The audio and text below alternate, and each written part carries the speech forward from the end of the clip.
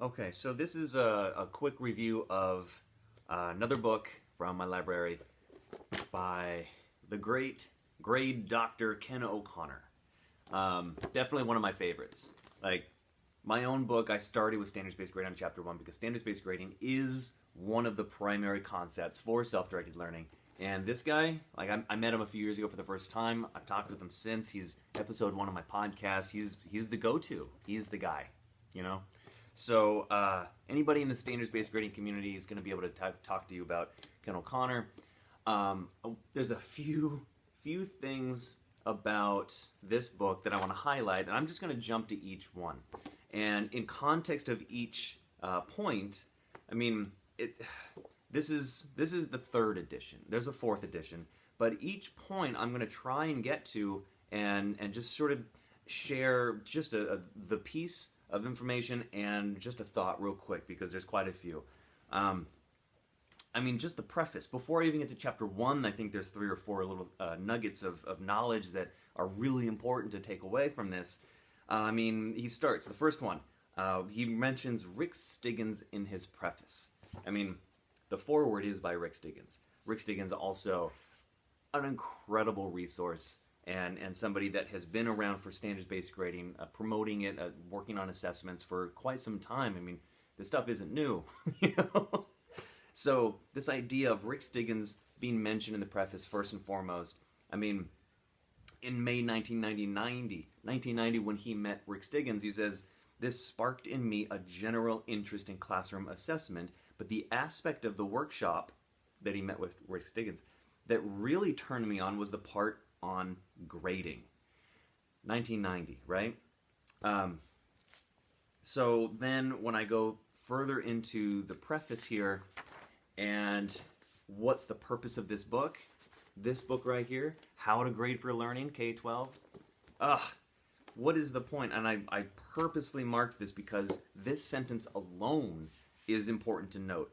What's the purpose of this book? Much of what teachers do is because that is the way it was done to them. This is no longer good enough.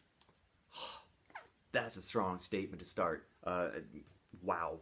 I mean, and it really is true. It really is true. What's been done hasn't been working for everybody, so we really need to rethink what it is that we're doing.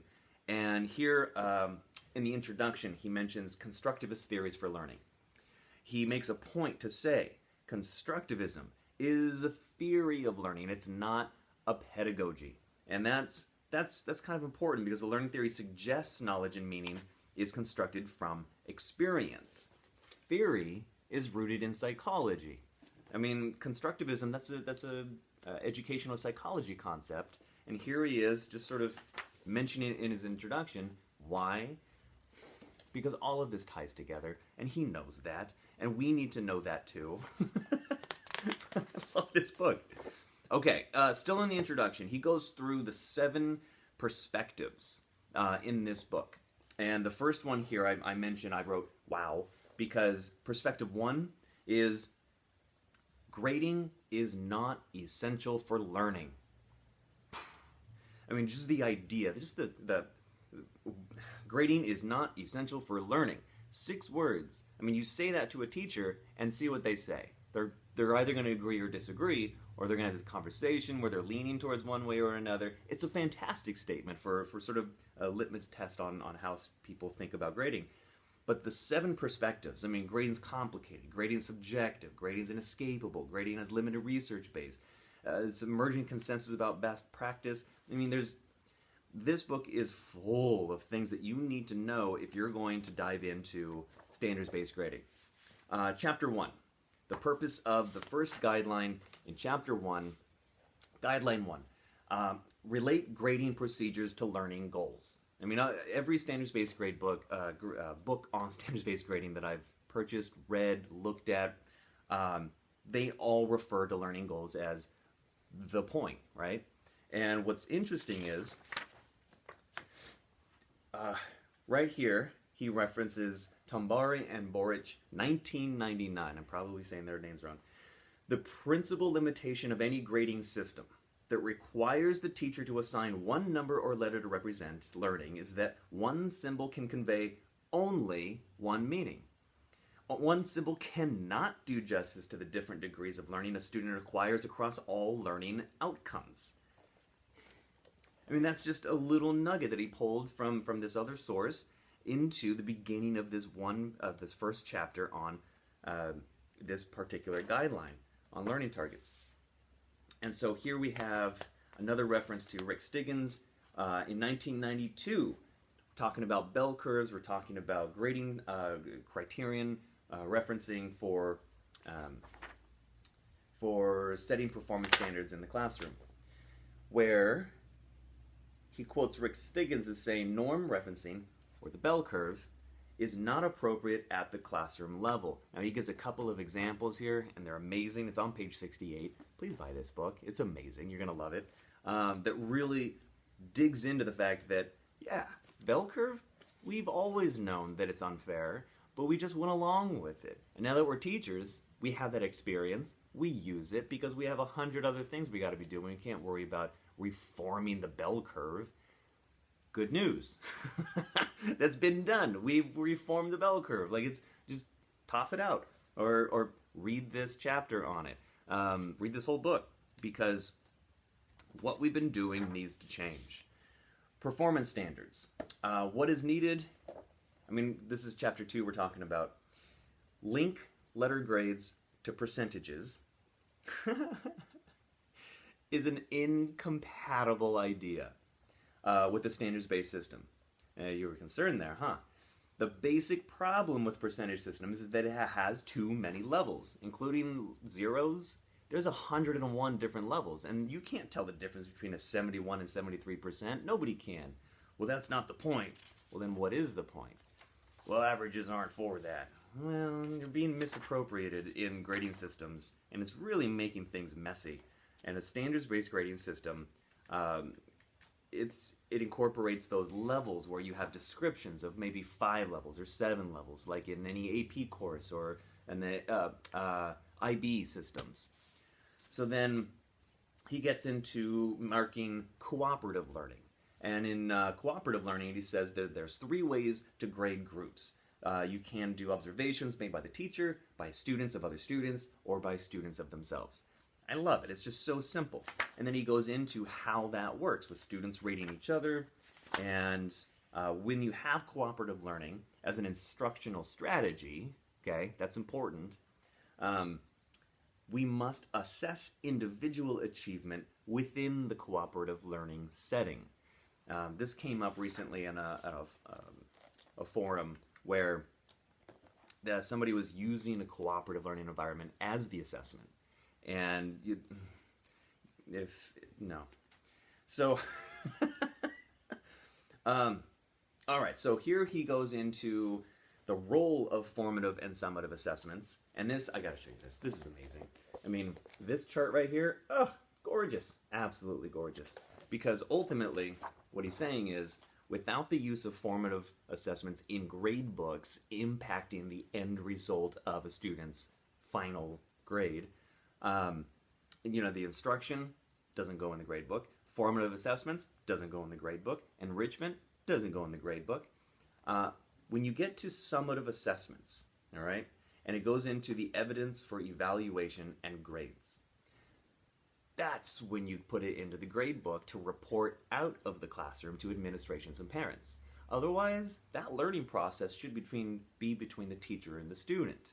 That should not be something punitive, where the first thing that a student does when they're learning an idea is going to impact their final representation of their learning. What?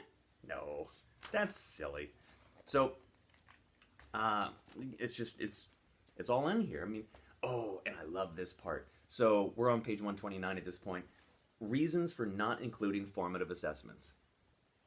And I just made a note here. This shifts the culture of a classroom, because it really does.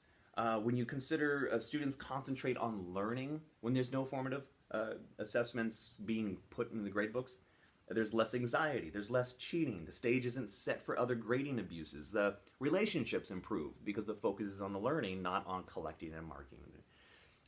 You perform better on summative assessments, and student comparisons of teacher grading systems vanish. Now that's from Hugh O'Donnell, 2007, out of Oregon. It's amazing, amazing work, and so many experts out there that he pulls from. Okay, second chances is another good idea.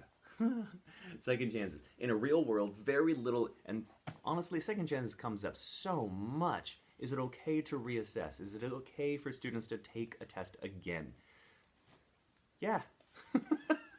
And I love it because he even says, including writing this book, very little of consequence depends on a single opportunity for performance. That's very true. The creation process of ideas, it's a long process. Give kids a break. And I wrote here, challenges to second chances are based in misunderstandings of motivation. Those are that's typically the conflict I have or the challenge that I receive when I'm talking about second chances and assessments with other teachers. They want to use the assessments as a carrot and stick model for motivating students. And is there another way other than carrot and stick? Yes. But you're going to have to take a leap of faith. You're really going to have to understand how students are motivated when there's no grades involved in the learning of new ideas. Let's see, there's a warning here in chapter 6. Crunching numbers. All right, so when you talk about crunching numbers, and he says, guideline 6, crunch numbers carefully, if at all. And it's really amazing. There's more for each of these. But he says, it is realistic to recognize that some teachers will continue to see grading as primarily a number crunching exercise, right? And he makes a reference to how schools and districts, they will still today put pressure on teachers to provide some means of percentage-based point systems. If you have to, he has a chapter on how some best practices may benefit student learning if you're going to do that. So I'm not going to talk much about that. And then chapter 7, quality assessment and keeping records. Honestly, I would go and see Stiggins. This is a short chapter, chapter 7. When it comes to assessments, everything in here is great. I would go and read this chapter and then refer to each part of this chapter, cross-reference it with things from Rich Stiggins. Let's see here. I think that's a fair thing to say. That's nothing against chapter 7. 211, page 211, we're talking about grading programs. I circled this little note here. The teacher must be able to control the program. The program should not control how the grades are determined. And that's intriguing, because I know a lot of teachers, they're afraid of trying something new, having it not work, and then having all of the pressure be put on them for, what evidence did you use to create this particular way of looking at how students are learning? Look, people, there's so much evidence, and we're talking about just one book, and this didn't just come out, this has been out. This is a great one. This is something he found from a third grade teacher out of Caesar Rodney School District, Delaware. The Grading Bill of Rights. Oh, doesn't that sound wonderful? This, buy the book, read this, go to page 217, and recognize on this page how much of this is about building student ownership of learning. I mean, this really leans towards my whole philosophy of self-directed learning. I love it. Standards-based grading is a primary concept in support of it.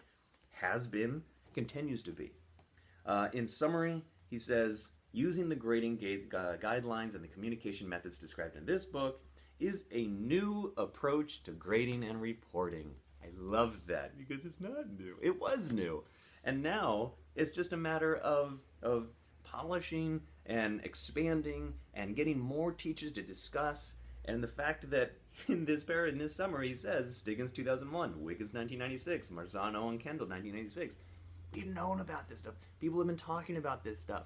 And now it's just so popular that why aren't you sharing your experiences as a teacher, as an administrator, as a parent with these standards-based grading philosophy policies and practices, right?